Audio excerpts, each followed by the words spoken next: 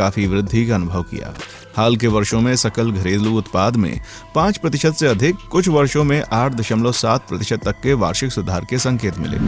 Lesotho अर्थव्यवस्था की हालिया वृद्धि का एक बड़ा कारण सोने और चांदी, बिशा खदान में पूर्ण संचालन और मसावा में सीमेंट कारखाने से सीमेंट का उत्पादन शुरू होना है। देश में कोई मान्यता प्राप्त आधिकारिक भाषा नहीं है, लेकिन देश में 3 भाषाओं को स्थानीय भाषाओं का दर्जा दिया गया है, जिनमें अरेबिक, इंग्लिश और त्रिगिनिया।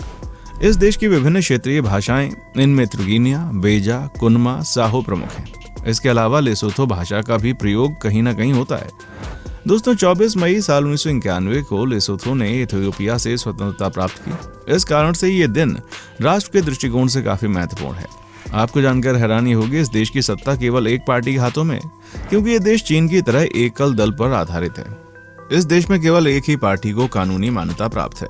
हालांकि साल 1997 में संविधान संशोधन करके बहुदलीय राजनीति को अस्तित्व में लाया गया, लेकिन ये संशोधन केवल कागजी ही हुआ। रियल में अभी भी इस देश में एक ही पार्टी की सत्ता है। इस देश में विपक्षी पार्टी का कोई नामो निशान नहीं है। आप इस बात से यहाँ के लोकतंत्र का अंदाजा लगा सकते हैं। जहाँ कोई विपक्ष में नहीं हो, उस देश का क्या ही हाल होगा।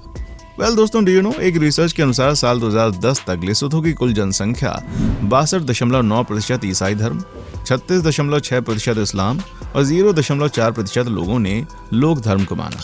ईसाई धर्म के सबसे प्रचलित, सबसे पुराना धर्म है यहाँ। पहला ईसाई चर्च डेब्रे सिन 4वीं शताब्दी के दौरान बनाया गया। यहाँ के लोगों की अगर पढ़ाई लिखाई की बात करें तो लेसोथो में कुल वयस्क साक्षरता दर है 76.6%। 15 से 24 वर्ष के युवाओं में साक्षरता दर है 93.3%। लेसोथो में लगभग 824 स्कूल और 2 यूनिवर्सिटी हैं।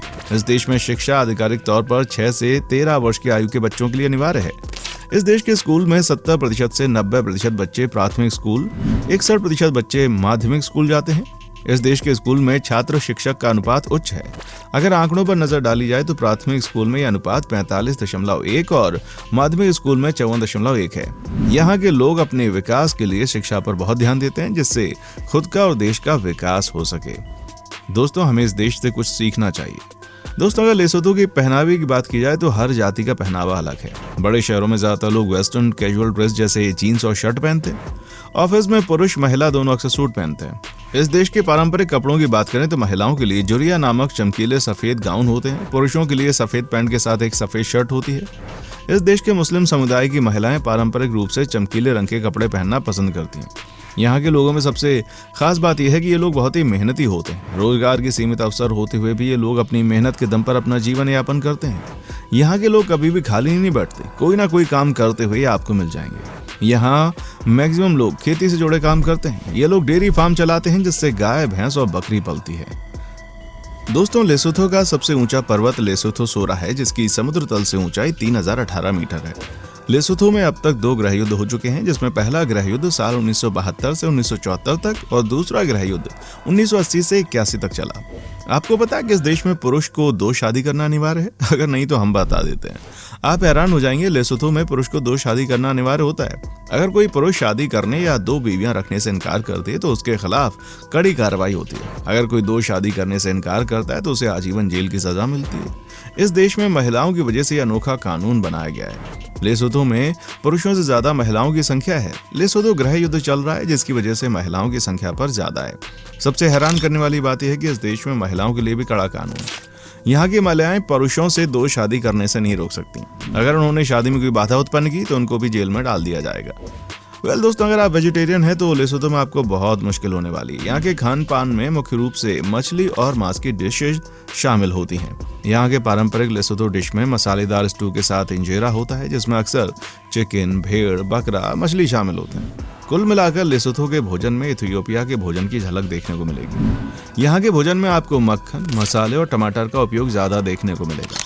इस देश की सबसे इंटरेस्टिंग बात यह है यहाँ के लोगों के बीच में कॉफी पीना। यहाँ के लोगों में कॉफी पीना बड़ी आम बात है। ये लोग कॉफी के बहुत बड़े दीवाने माने जाते हैं।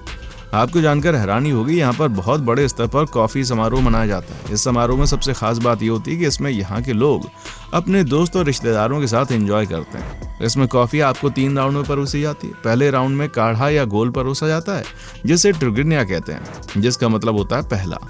दूसरे राउंड में कलाय परोसा जाता है, जहाँ पे आपको बता दूं कि कलाय का अर्थ होता है दूसरा। तीसरे और अंतिम राउंड में बेरका परोसा जाता है। इसका अर्थ होता है भाग्यवान होना। दोस्तों, ये दुनिया का एकमात्र ऐसा समारोह जो सिर्फ लेसोथो में होता है। अमेजिंग है। दोस्तों, हमारी पूरी टीम बहुत मेहनत करती है आपके लिए ऐसे रोचक और इंटरेस्टिंग वीडियोस लाने में, तो प्लीज अपना प्यार जरूर दें। दोस्तों, लेसोथो में फुटबॉल और साइकिलिंग सबसे लोकप्रिय खेल है। लेसोथो में साइकिल चलाने की एक लंबी परंपरा है और इसे पहली बार औपनिवेशिक काल के दौरान पेश किया गया। लेसोथो में साल 1946 से ही साइकिलिंग पूरे देश में प्रतिवर्ष आयोजित होती है। पुरुषों और महिला दोनों की राष्ट्रीय साइकिलिंग टीम को अफ्रीकी महाद्वीप में पहले स्थान पर रखा गया है और लेसोथो को दुनिया के सर्वश्रेष्ठ साइकिलिंग देशों में से एक स्थान में दिया गया है। लेसोथो की साइकिलिंग टीम ने लगातार कई वर्षों तक अफ्रीकी महाद्वीप साइकिलिंग चैंपियनशिप जीती है।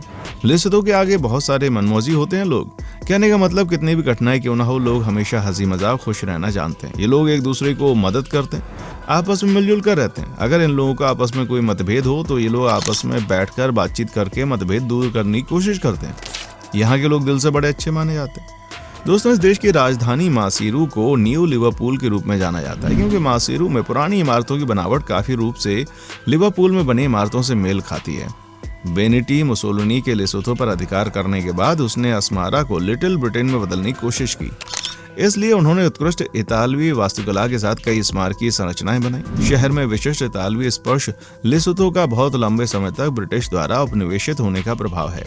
वर्तमान में 400 से अधिक संरचनाओं में एक इंग्लिश वास्तुशिल्प है, जिनमें सिनेमा, कैपिटल, केरन कासा डेल फासियो, रूढ़िवादी कैथेड्रल और अन्य लोगों के बीच डेसम हारे में विला शामिल है। कुछ दुकानें अभी भी इंग्लिश नामों जैसे फेरामेंटो, पेस्टिसेरिया, मोडर्मा और बार विनोटा का उपयोग करती हैं। आपकी जानकारी के लिए बता दूं, पूरी दुनिया में सबसे पुराना मानव जीवाश्म लेसोथो में मिला। एक खुदाई के दौरान 1 लाख से पुरानी खोपड़ी लेसोथो के अफार क्षेत्र में पाई गई। इससे पहले इतनी पुरानी मानव अवशेष कहीं और नहीं मिली थी। जब भी हम किसी देश के स्वतंत्रता संग्राम की बात करते हैं, उस देश के पुरुष के संघर्ष, त्याग और बलिदान की कहानी सामने आती है। लेकिन लेसोथो के मामले में स्थिति अलग है क्योंकि इस देश की महिलाओं ने अपनी स्वतंत्रता संग्राम में महत्वपूर्ण भूमिका निभाई है। विभिन्न तरीकों से पुरुष सेनानियों की मदद के अलावा महिलाएं भी सीधे संघर्ष में शामिल हुई। महिलाओं ने देश के स्वतंत्रता संग्राम में सक्रिय भूमिका निभाई। एक सर्वेक्षण के अनुसार लेसोथो के स्वतंत्रता सेनानियों से 30% से अधिक सदस्य जो हैं वो महिलाएं हैं। दुनिया के अन्य सभी मुक्ति आंदोलनों की तुलना में इस समूह में महिलाओं का प्रतिशत सबसे ज्यादा था। दोस्तों, लेसोथो के नागरिक बाहरी दुनिया में क्या हो रहा है इसके बारे में कुछ भी नहीं जानते क्योंकि इस देश में मीडिया नाम की कोई चीज ही नहीं है। वास्तव में यहाँ की मीडिया सरकार द्वारा पूरी तरह से नियंत्रित है और ये मीडिया सरकार की प्रशंसा के अलावा कुछ नहीं दिखाती। इस कारण से बाहर की दुनिया के साथ लेसोथो का संचार अलग थलग रह गया है। इस देश के लोगों का अपना विचार व्यक्त करने का कोई अधिकार प्राप्त नहीं है। सबसे बड़ी बात यह है कि किसी भी विदेशी पत्रकार को लेसोथो में आसानी से प्रवेश करने तक की अनुमति नहीं होती। इसलिए वर्ल्ड प्रेस फ्रीडम इंडेक्स के अनुसार लेसोथो मीडिया दुनिया में सबसे खराब में से एक है। दोस्तों, आपको बता दूं, लेसोथो के लोगों के बारे में कहा जाता है कि यहाँ के लोग बहुत ही मेहनती होते हैं। कहते हैं यहाँ पर कोई भी अपने समय को बर्बाद नहीं करता, कुछ न कुछ करके पैसे कमाने की कोशिश करता है। माना जाता है कि यहाँ की महिलाएं भी बहुत काम करती हैं, अपने परिवार को चलाने में बहुत ज्यादा मेहनत करती हैं और खुश रहती हैं। दोस्तों, हमारा आज का एपिसोड आपको कैसा लगा कमेंट सेक्शन में आकर बताएं। हमें आपके कमेंट्स का इंतजार रहेगा। दोस्तों, उम्मीद करता हूँ आपको हमारा ये एपिसोड पसंद आया होगा। अगर आप हमारे चैनल पर नए हैं तो प्लीज चैनल को सब्सक्राइब करें, कमेंट सेक्शन में जाएं, कमेंट करें और बाकी लोगों के साथ में भी चैनल को जरूर शेयर करें क्योंकि हम आपके लिए रोज इस तरह की वीडियोस बनाते रहते हैं। देखने के लिए शुक्रिया।